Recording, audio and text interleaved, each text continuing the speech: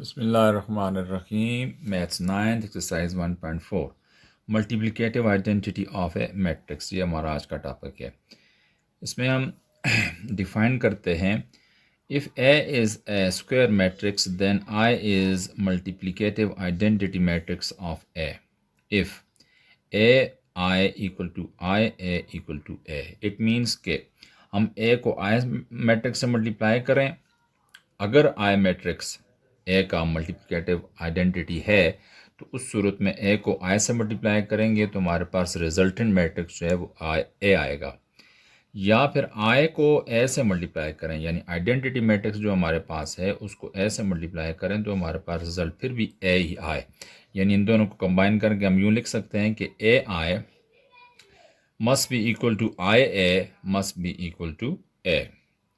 तो अगर किसी आइडेंटिटी मैट्रिक्स में ये पाई जाती है प्रॉपर्टी, तो वो आइडेंटिटी मैट्रिक्स जो है गिवन मैट्रिक्स का मल्टीप्लिकेटिव आइडेंटिटी मैट्रिक्स कहलाएगा।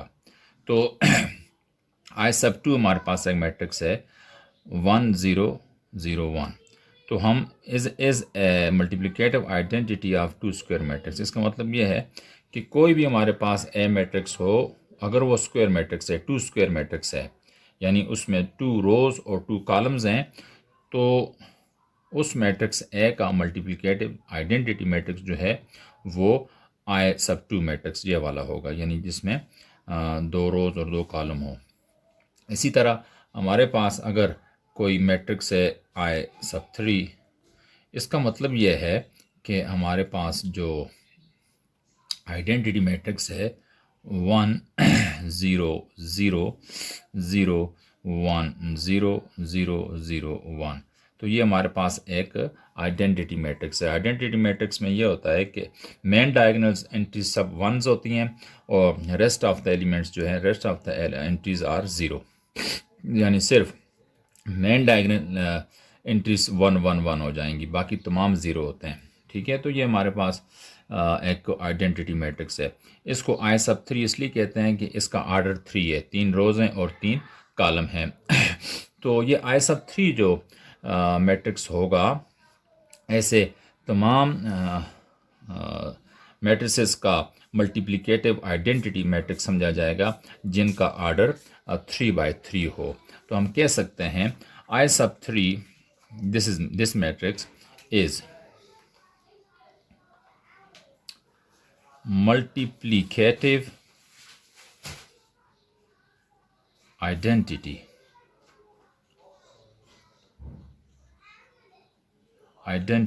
of 3 square matrix, 3 square matrices,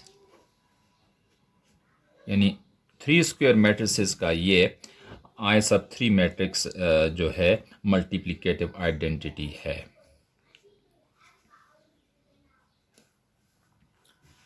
देखें, समटाइम हमारे पास सिचुएशन ये आ जाती है कि 2 मैट्रिसेस दिए होते हैं। मसलन हमारे पास एक मैट्रिक्स है ए, इसमें 2 रोज़ और 3 कॉलम हैं, और एक मैट्रिक्स आई दिया हुआ है, इसमें 2 रोज़ और 2 कॉलम है। यहाँ 2 रोज़ और 3 कॉलम है ए के, और आई के 2 रोज़ और 2 कॉलम हैं। तो आपसे पूछा जाता है कि क्या ये आई मैट्रिक्स दिया हुआ है ये मल्टीप्लिकेटिव आइडेंटिटी है इस मैट्रिक्स ए का या नहीं है। तो आप इसको चेक करोगे तो हमने जो कंडीशंस बनी है वो ये हैं कि अगर कोई मैट्रिक्स आए किसी मैट्रिक्स ए का मल्टीप्लिकेटिव आइडेंटिटी मैट्रिक्स है, तो ए मल्टीप्लाई आई वो भी ए के इक्वल होना चाहिए, और आई मल्टीप्लाई ए वो भी ए के इक्वल होना चाहिए, यानी A I multiply I A equals to A होना चाहिए। तो हम देखते हैं यहाँ पर आई मैट्रिक्स आई मल्टीप्लाई ए, तो आई को हम ए से मल्टीप्लाई कर सकते हैं। देखते हैं, देखें आई तो मतलब है पहला मैट्रिक्स, दूसरा क्या है ए। पहले मैट्रिक्स की कॉलम्स की तादाद जो है दूसरे मैट्रिक्स की रोज़ के इक्वल होनी चाहिए, तो फिर ये प्रोडक्ट पॉसिबल होगा। तो पहला आई है, तो हम देखते हैं इसके कॉलम्स कितने हैं, 2। देखें 2 कॉलम्स हैं। अब ये दूसरा मैट्रिक्स ए है, इसकी रोज़ कितनी है, 2। इसका मतलब ये है कि आई ए पॉसिबल है, उनको मल्टीप्लाई करो तो ए के इक्वल होगा। ठीक है। इसी तरह हम देखते हैं आई ए के बाद हम देखते हैं ए आई भी तो हमारे पास ए के इक्वल होना चाहिए। तो ए आई देखते हैं। ए आई मीन्स कि हम ये जो पहला मैट्रिक्स ए है इसके कॉलम्स की तादाद जो है आई मैट्रिक्स की रोज की इक्वल होनी चाहिए, फिर ये प्रोडक्ट पॉसिबल होगा। यानी ए को आई से फिर आप मल्टीप्लाई कर सकते हैं। अब देखें आई के कॉलम्स कितने हैं, 1 2 3, सॉरी ए के कॉलम्स कितने हैं, 1 2 3, और दूसरा हमारे पास मैट्रिक्स है आई, इसकी रोज कितनी है, 2। यानी पहले के कॉलम्स की तादाद 3 है और दूसरी की रोज की तादाद 2 है। तो ये फिर पहले के कॉलम्स दूसरी की रोज की इक्वल नहीं है, लिहाजा ये प्रोडक्ट पॉसिबल नहीं है, इज़ नॉट इक्वल टू ए और नॉट पॉसिबल, नॉट। जब ये पॉसिबल नहीं है तो हम कह सकते हैं कि ए तो ए की इक्वल है, बट ए की इक्वल नहीं है। देयरफॉर ये जो गिवन मैट्रिक्स है जिसको हम कह सकते हैं आई सब 2 is not the multiplicative identity matrix of matrix A. Given matrix A का ये मल्टीप्लिकेटिव आइडेंटिटी मैट्रिक्स नहीं है। तो इससे ये बात क्लियर हो जाती है कि हमारे पास कोई भी मैट्रिक्स ए दिया हुआ हो और वो स्क्वायर मैट्रिक्स होना चाहिए, तो उसका जो मल्टीप्लिकेटिव आइडेंटिटी मैट्रिक्स होगा उसका आर्डर और ए का आर्डर सेम होना ज़रूरी है। अब हम एक्सरसाइज में जाते हैं। एक्सरसाइज 1.4 का क्वेश्चन नंबर 10 है। मैट्रिसेस दिए हुए हैं, आई मैट्रिक्स ए दिए हुए हैं, ए और बी, ये मैट्रिसेस दो दिए हुए हैं। हमने फाइंड करना है, पार्ट फर्स्ट में ए आई फाइंड करना है और पार्ट सेकंड में बी आई। जब ए आई फाइंड करेंगे तो सबसे पहले हम लिखेंगे ए आई, तो यहाँ पर मैट्रिक्स ए की वैल्यू लिखेंगे। मैट्रिक्स ए की वैल्यू है 5 -3 4 और 6। उसके बाद मैट्रिक्स आई है 1 0 और 0 1। अब इनको मल्टीप्लाई करते हैं। तो पहली रो को, ये फर्स्ट रो है, फर्स्ट कॉलम से मल्टीप्लाई करेंगे तो 5 × 1, फर्स्ट एलिमेंट से, सेकंड एलिमेंट सेकंड से, तो -3 मल्टीप्लाई प्लस लिखेंगे, प्लस -3 × 0। अब फर्स्ट रो को सेकंड कॉलम से मल्टीप्लाई करो तो हमारे पास आता है 5 × 0 प्लस -3 × 1। इसी तरह हम सेकंड रो को मल्टीप्लाई करते हैं। तो सेकंड रो को फर्स्ट कॉलम से मल्टीप्लाई करो तो इस तरह मल्टीप्लाई करेंगे, 4 × 1 प्लस 6 × 0 होगा। तो लिखते हैं 4 × 1 प्लस 6 × 0। अब सेकंड रो को सेकंड कॉलम से मल्टीप्लाई करेंगे तो 4 × 0 प्लस 6 × 1 लिखना होगा। तो हम लिखते हैं 4 × 0 प्लस 6 × 1। मल्टीप्लिकेशन हो गई। अब इसको सिंप्लीफाई करते जाते हैं।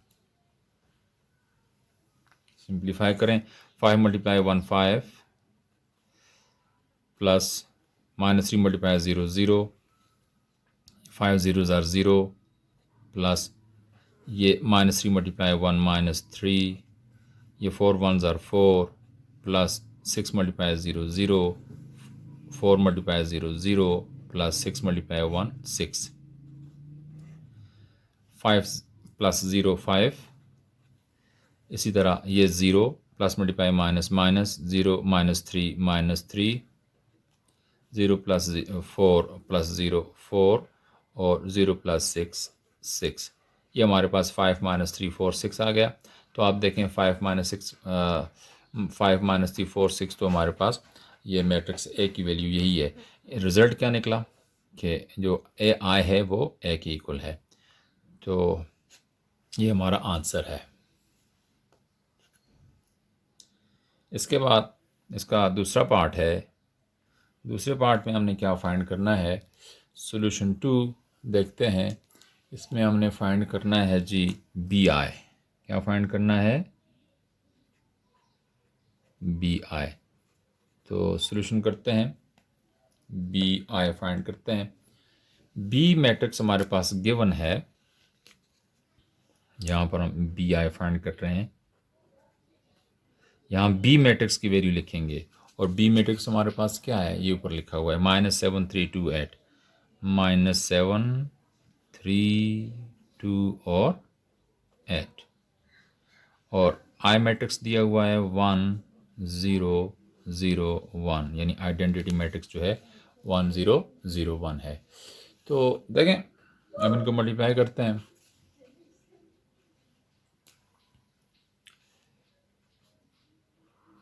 फर्स्ट रो को मल्टीप्लाई करते हैं फर्स्ट कॉलम से, तो -7 मल्टीप्लाई 0 हो जाएगा और +0 3 मल्टीप्लाई -7 मल्टीप्लाई 1 होगा +3 मल्टीप्लाई 0, तो -7 मल्टीप्लाई 1 +3 मल्टीप्लाई बाय 0। अब इस फर्स्ट रो को सेकंड कॉलम से मल्टीप्लाई करेंगे, -7 मल्टीप्लाई 0 प्लस ये 3 मल्टीप्लाई 1। इसी तरह दूसरी रो में आ जाओ, तो दूसरी row we multiply second row by first column, तो क्या होगा मल्टीप्लिकेशन, 2 मल्टीप्लाई 1 प्लस 8 मल्टीप्लाई 0 लिखना पड़ेगा, तो 2 मल्टीप्लाई 1 प्लस 8 मल्टीप्लाई 0। सिमिलरली दूसरी रो को हम सेकंड कॉलम से मल्टीप्लाई करेंगे, तो 2 मल्टीप्लाई 0 प्लस 8 मल्टीप्लाई 1 हमारे पास आ जाता है। अब सिंप्लीफाई करते हैं इसको, तो -7 मल्टीप्लाई ये 1, ये बन जाता है -7 और प्लस का साइन डालो, 3 मल्टीप्लाई 0 0। इसी तरह -7 मल्टीप्लाई 0 0 प्लस 3 मल्टीप्लाई 1 ये 3, 2 multiply 1 2 plus 8 multiply 0 0, 2 multiply 0 0 plus 8 multiply 1 8। तो इस तरह हमारे पास मैट्रिक्स का मिलता है हमें -7 प्लस 0 -7 हुआ, 0 प्लस 3 3 और ये 2 प्लस 0 2, 0 प्लस 8 8। अब देखें तो ये मैट्रिक्स बी के इक्वल है, तो ये हमारे पास बी मल्टीप्लाई आई, यानी बी आई जो मैट्रिक्स हमें मिलता है वो ये है। This is our answer.